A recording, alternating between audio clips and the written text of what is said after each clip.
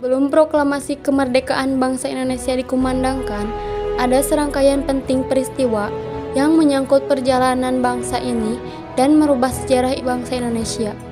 Pada 14 Agustus 1945, pasukan Jepang menyerahkan tanpa syarat kepada pihak sekutu. Berita ini diketahui oleh kalangan pemuda bangsa Indonesia di Bandung. Pada 15 Agustus 1945, melalui berita siaran radio di BBC London. Pada 15 Agustus 1945, Insinyur Soekarno dan Dr. Andes Muhammad Hatta baru kembali ke tanah air memenuhi panggilan Panglima Jepang untuk Asia Tenggara, yaitu Marsekal Terauchi di Saigon, Vietnam. Dari sinilah terjadi pro dan kontra tentang proklamasi kemerdekaan Indonesia.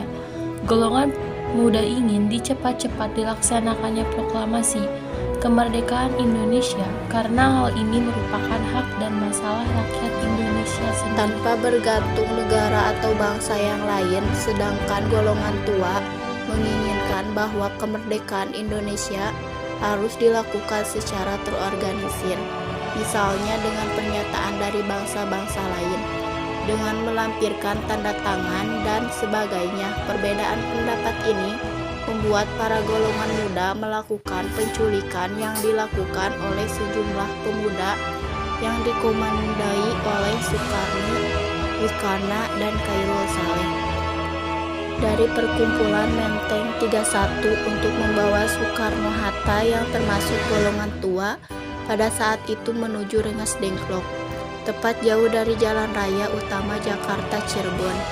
Pada tanggal 16 Agustus 1945, hal ini dilakukan agar mereka jauh dari pengaruh pemerintahan Jepang.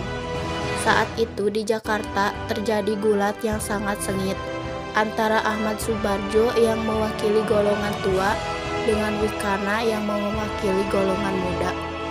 Dan akhirnya tercapai kesepakatan bahwa kemerdekaan Indonesia, proklamasi kemerdekaan Indonesia harus dilaksanakan di Jakarta. Akhirnya Soekarno dan Hatta dijemput di Rengas Dengklok untuk menuju rumah Laksamana Maeda yang berada di daerah Meteng. Naskah proklamasi akhirnya diputuskan oleh Insinyur Soekarno, Dr. Andes Muhammad Hatta, dan Ahmad Subarjo. Banyak pertimbangan sebelum tercapainya kata sepakat.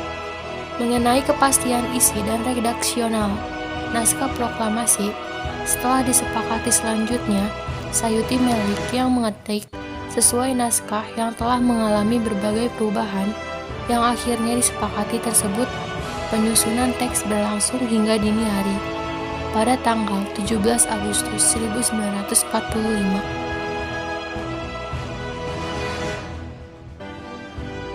Proklamasi. Kami, bangsa Indonesia, dengan ini menyatakan kemerdekaan Indonesia. Hal-hal yang mengenai pemindahan kekuasaan dan lain-lain diselenggarakan dengan cara seksama dan dalam tempo yang sesingkat-singkatnya. Jakarta, 17 Agustus 1945. Atas nama bangsa Indonesia, Soekarno-Hatta.